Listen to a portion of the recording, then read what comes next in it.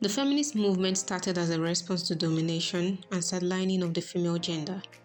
While feminist criticism, according to M.A.R. Habib 2005, is not a uniquely 20th century phenomenon, but one that could be traced as far back as the ancient Greece, the 1848 Seneca Falls Convention is usually the reference point of the first feminist movement, one that agitated for women's rights to vote. As new realities birthed new expectations, the second wave feminism expanded its demands to include an end to sexist discriminations in various institutions. It ushered in an allegedly rebellious third wave that was preoccupied with sexual identity, individuality, and intersectionality of race and gender. While the movement is currently on its fourth wave, third wave feminism and its preoccupation with inclusivity birthed postcolonial feminism. While the feminist movement claims to agitate for the interest of the universal woman, postcolonial feminism developed from responses of feminist scholars who questioned the inclusivity of such interest. Postcolonial feminism argues that the universal woman, whose welfare feminism claims to serve, is westernized and gender biased. Such generic universalist claim does not account for social class, race, ethnicity, or sexual preference. Also known as feminist postcolonial theory, its corpus of scholarly argument has established a twofold project: to racialize mainstream feminist theory and to insert feminist concerns into conceptualizations of colonialism and postcolonialism. In other words, postcolonial feminist theory is not only responding to Western mainstream feminism that leaves out other women with intersectional identities, it also problematizes postcolonial theory as patriarchal and paternalistic.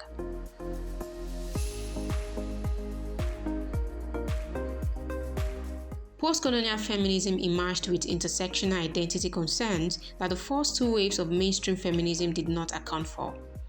These concerns include racism, classism, and gendering. Of all three, however, anti-racist political writing ranks most prominent, founded on a rejection of the global sisterhood mantra of middle-class white women. Postcolonial feminism refutes the claim that the reality of those white women is the reality of every other woman in different parts of the world. Such essentialist approach is in itself dominating, as it does not take into account the reality of Black and Third World women, whose cultural orientations do not in any way align with the agenda the feminist movement was pushing in its demonstration. As a leading component in racial issues, intersectionality, according to Basel 2016, is in fact founded in the argument of Sojourner Truth's 1891 speech "Ain't I a Woman?" at the Women's Rights Convention in Ohio. Here, Truth agitates for equality on the recognition of not just her gender as a woman, but also as a Negro. Crenshaw 1994 argues further that the identity of the Third World woman is more complicated than a binary of her race and gender. There's a complication of agitating for relevance within systems of oppression that exist outside and within, which also questions the complication of social division. Beyond white and Black identity division, there are more complex divisions within the Third World feminist identity that mainstream feminism incorrectly distinguishes as homogeneous. The intersectional complication of the feminist identity that postcolonial feminism accounts for creates an image of myriads of metadata functioning in a space of dialectical tension. While Dubois is credited for the concept of double consciousness that explains the complexities of a legally freed African American who does not feel free in his physical and mental space, bifurcated consciousness is an adaptation of such complexities in explaining feminist identity.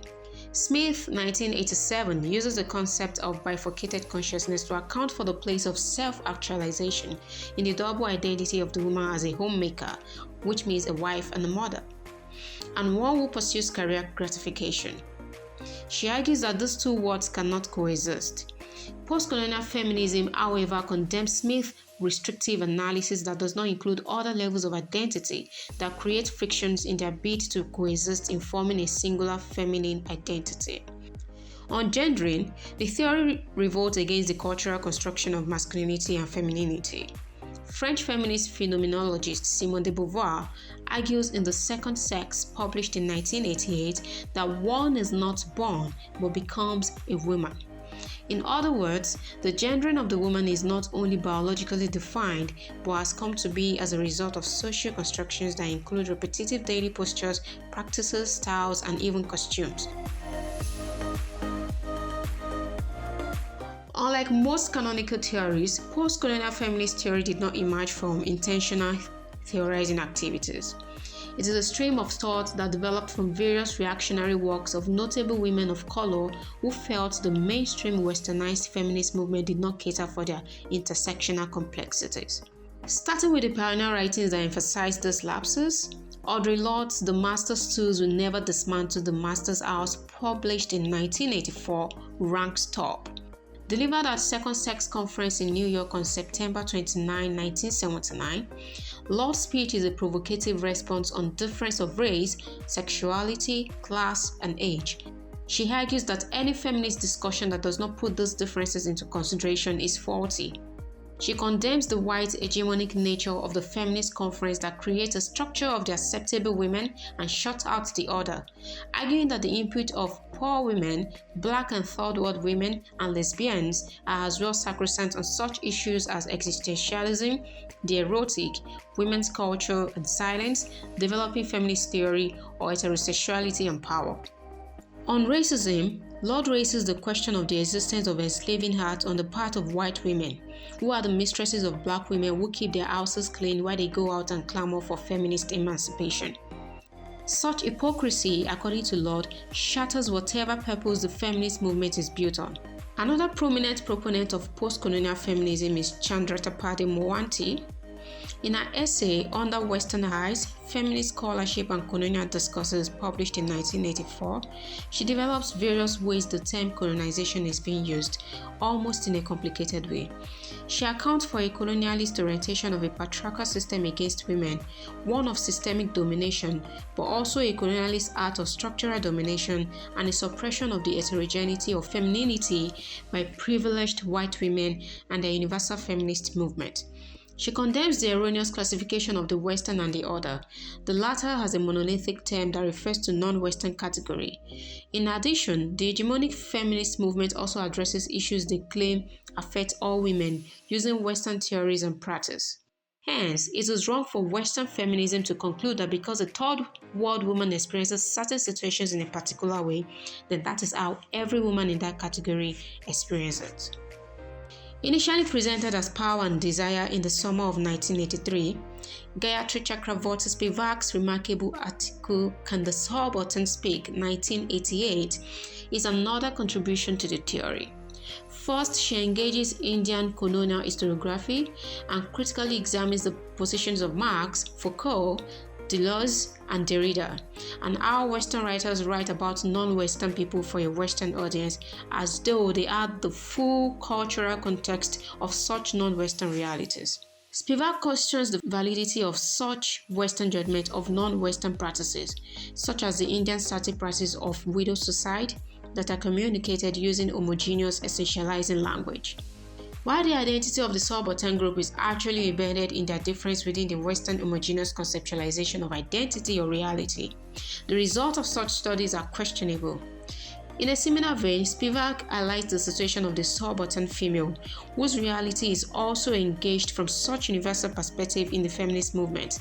She bemoans such double colonial reality, where the subaltern woman does not only have to contest with a misinformed identity within a larger political colonial representation, but also within such feminist system that claims to fight for her, but does not even see her for who she truly is.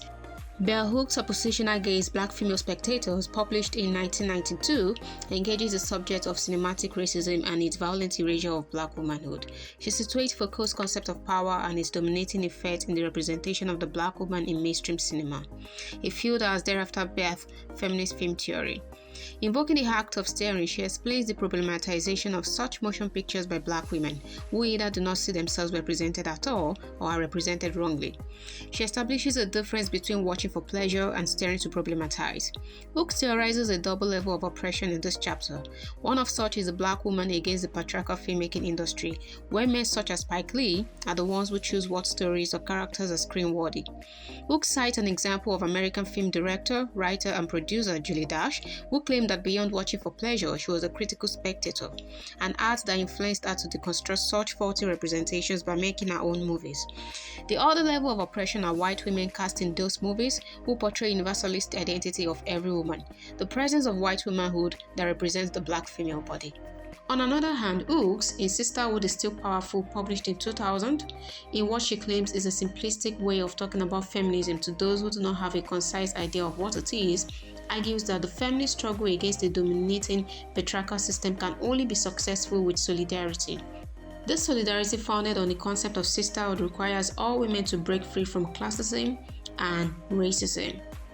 While it is not possible to have a utopian society where nobody is the master of anyone, Hooks suggests a possible sisterhood relationship that could exist between a privileged female master and a female housekeeper, where they both respect each other's differences and fight for a system that respects those differences.